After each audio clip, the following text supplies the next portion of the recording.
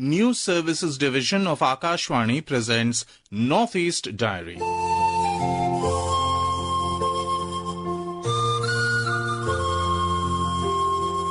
Good evening and welcome to this edition of Northeast Diary. As we explore the fascinating northeastern part of India, each episode brings new insights and captivating stories. Here is a sneak peek at what we have in store for you today. Today, we delve into the rich customs and cultures of the Idu Mishmis of Arunachal Pradesh and take a closer look at Cheraoba, the New Year festival of Manipur.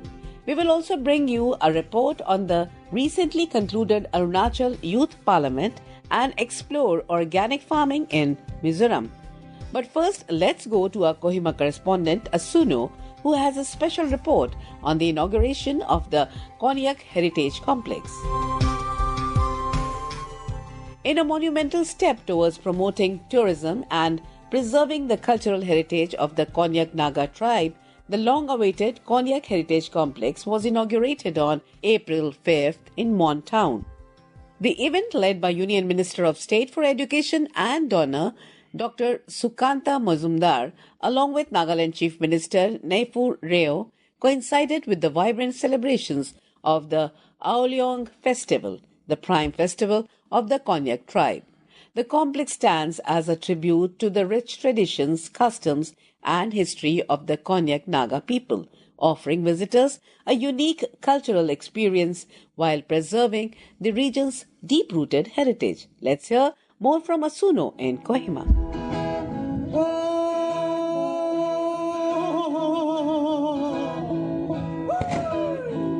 The inauguration of the Konyak Heritage Complex marks a new chapter in Mons district's journey to becoming a cultural and tourism hub and a chance for the world to discover the beauty and history of one of Nagaland's most iconic tribes.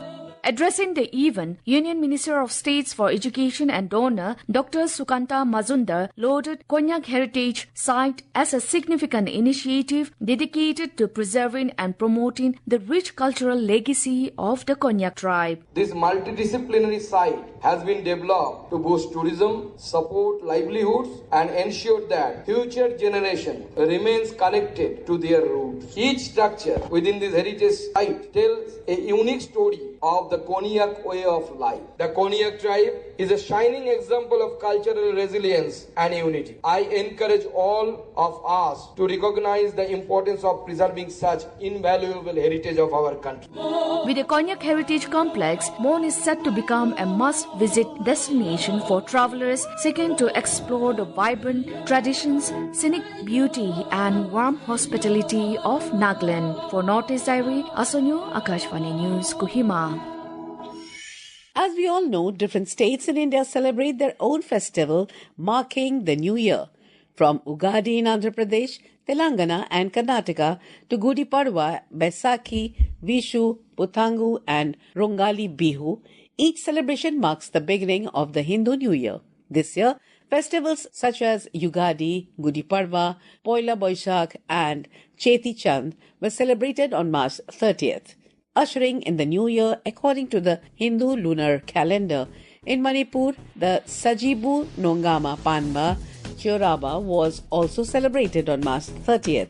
Let's now hear from our Imphal correspondent JJ Thokchom on how the people of Manipur celebrate their new year.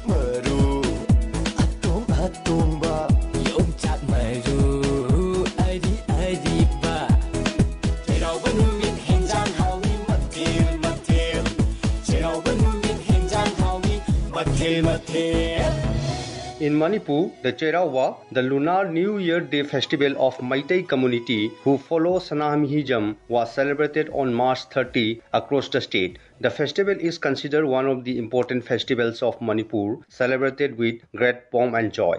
On this day, the Meitei clean their houses and dress up with their fine traditional attires. Traditional cuisines were prepared and offered to the local deity along with colorful flowers and incense sticks in front of the gates, followed by exchange of the cuisine with the neighbors. On Cherauba, married sisters visited their parental homes with gifts for the male members of the family. This custom is an act of repaying the gifts received by them on the day of Ningol Chakouba, a major festival of the community. After having a hearty meal, people climb the nearest hilltops in the afternoon in the belief that people are blessed with prosperity and will also achieve greater height in life. At the end of the day, Thabal Chongba, a Manipuri folk dance, is organized by the locals across Manipur Valley. All the participants wear traditional dress and folk dance is celebrated in a grand manner. The Cherauba festival is celebrated to strengthen the relations or bonds of love and brotherhood among families, relatives, and neighbors. The Manipuri people believe what happens on the day of Cherauba occur throughout the year. So, meeting their paternal families and relatives, gifting presents, feasting together, and being happy on this day will result in the same happening for the rest of the year. The best part of the Cherauba is maintaining cleanliness and discipline and creating positive vibe and good surrounding, which have been continuing as a tradition since time immemorial. JJ Thoksom, Akashvani News, Northeast Dari, Imphal. The second edition of the Arunachal Youth Parliament 2.0 kicked off on April 3rd at the DK Hall in Itanagar and wrapped up on April 4th. This two-day forum themed Youth Ignited, State United, aimed at empowering young minds through debates, discussions and collaborative problem solving. Inspired by Prime Minister Narendra Modi's 2017 Mann Ki Baat call to engage youth in democracy, the AYP 2.0 saw enthusiastic participation. Here is a report from our correspondent, Kempi Reba. The event began with an engaging debate titled Dams in Arunachal Pradesh, Catalyst for Development or Threat to Sustainability. The AYP 2.0 is inspired by Prime Minister Narendra Modi's 2017 Mann Ki Baat call to engage youth in democracy. The theme for this year is Youths Ignited, State United. The platform is open to participants aged 18 to 35 or enrolled students from recognized institutes. Addressing the gathering, patron AYP Abu Taing said that the parliament is designed to empower states' young minds by giving them a stage to debate, discuss and dream up solutions for their state's future. Taing, who also holds the post of Secretary Youth Affairs, revealed that the tone for the third edition of Arunachal Youth Parliament has already been set, seeing the overwhelming response. The inaugural session also saw the participation of Advisor to Minister, Sports and Youth Affairs CZ Namchum and Mebo MLA Oken Taing. Speaking exclusively to Akashvani, convener AYP Dr. Prem Taba highlighted the journey of Arunachal Youth Parliament. Dr. Taba showed optimism that the platform will serve as the signature platform for youths and students of Arunachal Pradesh to voice their opinion. I am Prem Taba. I am the convener of Arunachal Youth Parliament. Arunachal Youth Parliament AYP in short, it was conceived in 2023 at the backdrop of a situation that we felt necessary to address. We felt that there are lots of youths in Arunachal, very potential youths. But although there are existing platforms, traditional platforms for placing their opinions and all, government is doing a lot of things, but we felt that there should be a signature platform, flagship platform for students and youths to debate and discuss on issues that really matter to them. Following the resounding success of its first edition, AYP 2.0 is stepping up as a movement to harness the potential of Arunachal's youth, seen as both the keepers of its rich cultural legacy and the builders of its tomorrow. Adding an academic edge, AYP 2.0 has launched a call for papers, inviting students, scholars and researchers to submit original research papers or book chapters by April 30, 2025. For Northeast Diary, this is Kanpi Riba, Akashvani News, Itanagar. In an exciting move to nurture the creative talent in Nagaland, Akashvani Kohima has signed a Memorandum of Understanding MOU with the Task Force for Music and Arts. Government of Nagaland to promote the state's thriving music and arts sector. Asuno brings us this report from Kohima. The Memorandum of Understanding was officially signed on 7th of this month by Assistant Director Program of Akashvani Kohima, Abhino Lasu, and Project Director of TAFMA, Dr. Hovital and Sutu, in the presence of TAFMA Chairman Teja Meru. The MOU will be for a period of 2 years. This partnership is aimed at fostering the growth of local arts scene, providing a platform for showcasing Nagaland's rich cultural heritage and creative talents. Assistant Director Program of Akashvani Kohima, Abhino Lasu, said Akashvani Kohima will produce and air dedicated radio shows that will highlight local musicians, artists, and cultural promoters. Akashvani Kohima, as a public service broadcaster, is committed to promoting local culture, talent, and artistic expression through radio programming. TAFMA, as a government initiative, is dedicated to nurturing and promoting musicians, artists, and the creative industry in Nagaland. Both parties recognize the importance of collaboration in providing a platform for local artists to showcase their talent and reach a wider audience. Music and art-based radio shows will be done by Akashvani Kohima to produce and broadcast dedicated programs featuring local musicians, bands, and artisans in collaboration with TAFMA. Interview and feature will, along with TAFMA, will facilitate the artists, music experts, and cultural promoters, and this will be aired on Akashvani Kohima. The live performances and special segments will be selected. These artists may be invited for live or recorded performances, storytelling, and discussions on art and music.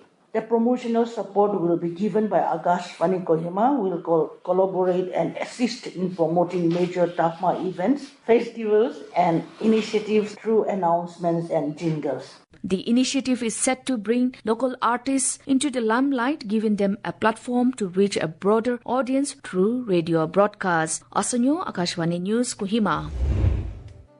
Mizoram, nestled in the northeastern hills of India, boasts a unique agricultural landscape influenced by topography, climate, and cultural heritage. Despite the widespread practice of traditional shifting, cultivation, the state has a great potential for organic farming due to its minimal use of chemical inputs. Isaac from Akashvani Aizawl shares more on this. In order to preserve soil and encourage sustainable growth, the Mizoram government places a high priority on organic farming. The government has continuously taken action to give farmers financial support and open up market for their goods. When it comes to exporting organic produce, Mission Organic Mizoram has achieved significant progress. 20 metric tons of ginger, 10 metric tons of chilies, and 4.2 metric tons of jackfruit were exported by the state in 2024. According to Vanal Rohlupui, technical assistant with Mission Organic Mizoram, the goal of organic farming is to maintain the fertility and health of the land. By preserving its richness and halting erosion, this agricultural technique optimizes the potential of surface soil. Additionally, it gives plants and other living things a healthy habitat. Crop rotation, planting crops that improve soil fertility, fostering beneficial soil organisms, and properly plowing the soil to prevent disease are important techniques that farmers are taught. She also said that there has been continuous growth in organic exports. Realizing the potential of organic farming in the northeastern region of the country, Ministry of Agriculture and Farmers' Welfare launched a central sector scheme entitled Mission Organic Value Chain Development for Northeastern Region for the implementation in the state of Mizoram. The scheme aims at development of certified organic production in a value chain mode to link growers with consumers and to support the development of entire value chain starting from inputs, seeds, certification, to the creation of facilities for collection, aggregation, processing, marketing, and brand building initiative. Mission Organic Mizoram currently has 27,604 enrolled farmers who raise a range of crops on 26,500 acres of land. Mission Organic Mizoram was founded in 2016 and works with service providers throughout the state to help and encourage farmers. In Mizoram, organic farming is easier to implement with locally accessible resources and is more economical and environmentally friendly. Farmers in Mizoram and the Northeast as a whole have long recognized that the ecology of future is more significant than the economy of today, and they can lead the way in this area of agriculture. For Northeast Diary, this is Isaac from Akashvani Aizawl.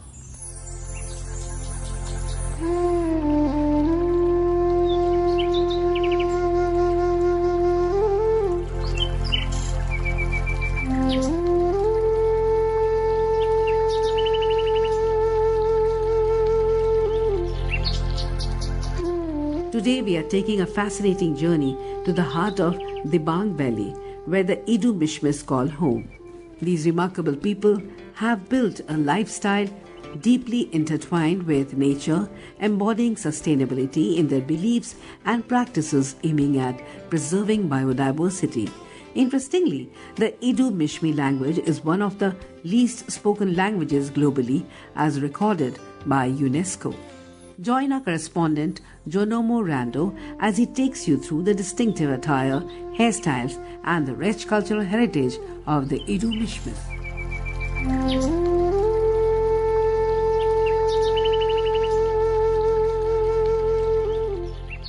The Idus are living in the hill and mountainous tract and foothills of Dibang Valley, Lower Dibang Valley and some part of plain areas of Lohit district also settled as permanently. The origin of the tribe is still in a mystery. However, it is speculated and believed that the Idus might come from the East Asia and adjoining Mekong and Yangtze Valley, because all of them were Mongoloid tribe and linguistically Tibeto-Burman speaking. Their material culture is based on bamboo. They live in bamboo houses. Most of their household articles and implements are made of bamboo. They also practicing shifting method of cultivation, raise beer, dress themselves in scanty clothes. But in olden days, during the time of our forefathers were separated, that the Idus have been migrated from the border easternmost provinces of at present China. The Idus have been dispersed due to various features: the population explosion and consequent movement of tribes, inter-tribal feuds, natural calamities and quest for better land, change in subsistence occupations from food gathering to agriculture. Consequently, on this dispersal, the main group to which Idu belonged was scattered to different directions. The Idus of Arunachal Pradesh is one of the major tribes having some distinctive cultural characteristics of their own. Their society is governed by a council of elders, popularly called Abela, which is of different status. The Abela is responsible for maintain of peace and harmony among the members of the Idu society, and also empowered to settle disputes of any sort with the help of their customary laws. The verdict given by the Abela is usually be honored by both the parties. In this, an attempt has been made to record these unwritten verbal customary laws of the Idus with a view to give an idea about the administrative norms and procedures of smooth management of the society.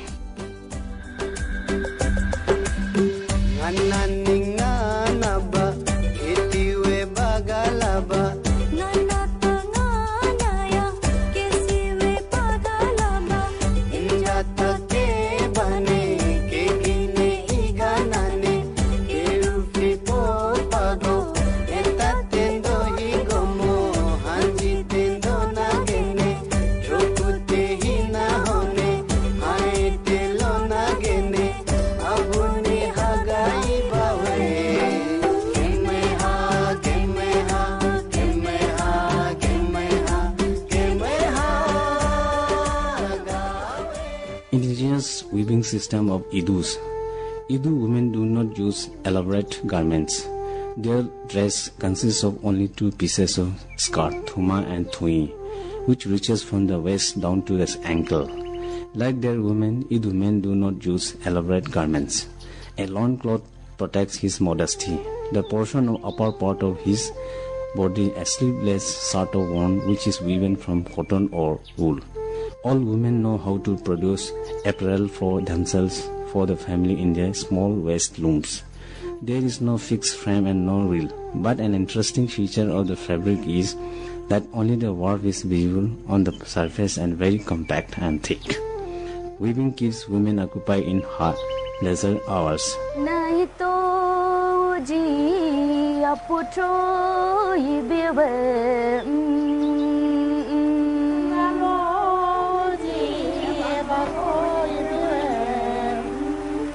uniji kowaya dandraga masom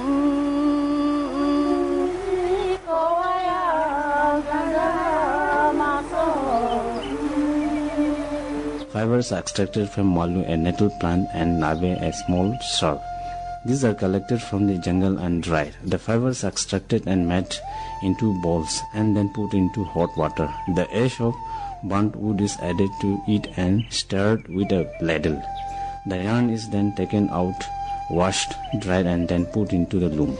Cotton yarns are all imported as cotton does not grow in the valley. Nowadays, yarns are available in the market in a variety of colors and at reasonable prices. The indigenous method of extraction of weaving is totally given up in the present context of Dibang Valley and Lower Dibang Valley districts. During these days, the idus are adapted for their looms from the plants like the dyes are made from plants found in the jungle. Only 3 colors are made: red, green and black. The dye is always prepared in jungle and kept secret. The color combination in shirt is black, red and green. Red and black are used in diamond designs. There are different varieties of shirts which are woven in the portable loom. A tonde is a very costly garment made of wool. A tomazo is a sleeveless shirt made with a mixture of wool and cotton yarn. A tolu, a half silk shirt, is made from the yarn extracted from nabembo, a small shrub plant, and mixed with cotton yarn and also feel very warm.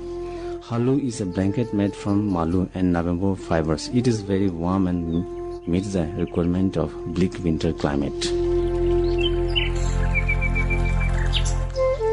In the modern days, the development of socio-economic is one of the pivotal role, and advancement of scientific technology is impact on everywhere.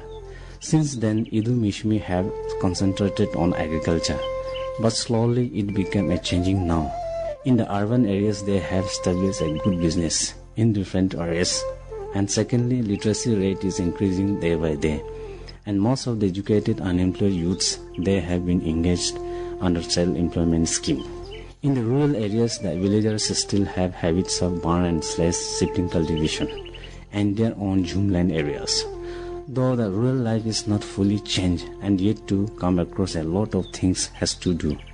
In the sight of social changes, a lot of reformation has come in view of child marriage system and fine system of punishment. In the development of road communication, we need accessible master plan for connectivity of town to town and village levels. Though all Idu Mishmi are not lettered, but they know the dignity and magnanimous of their outside people.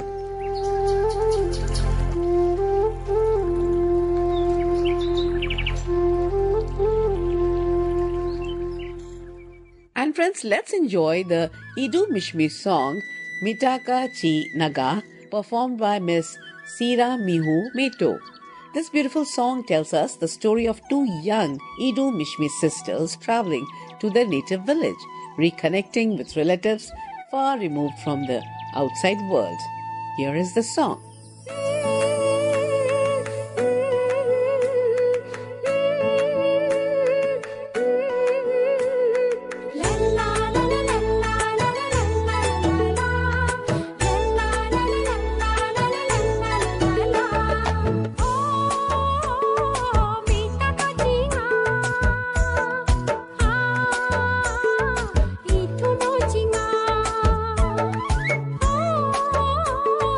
Mita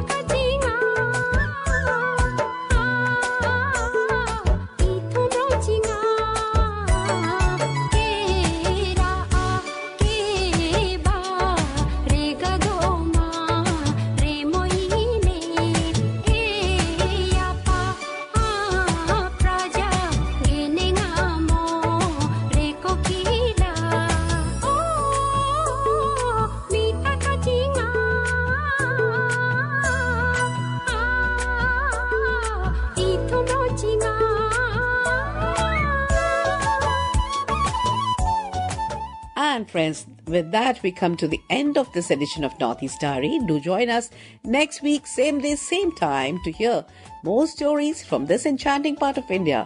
Until then, goodbye.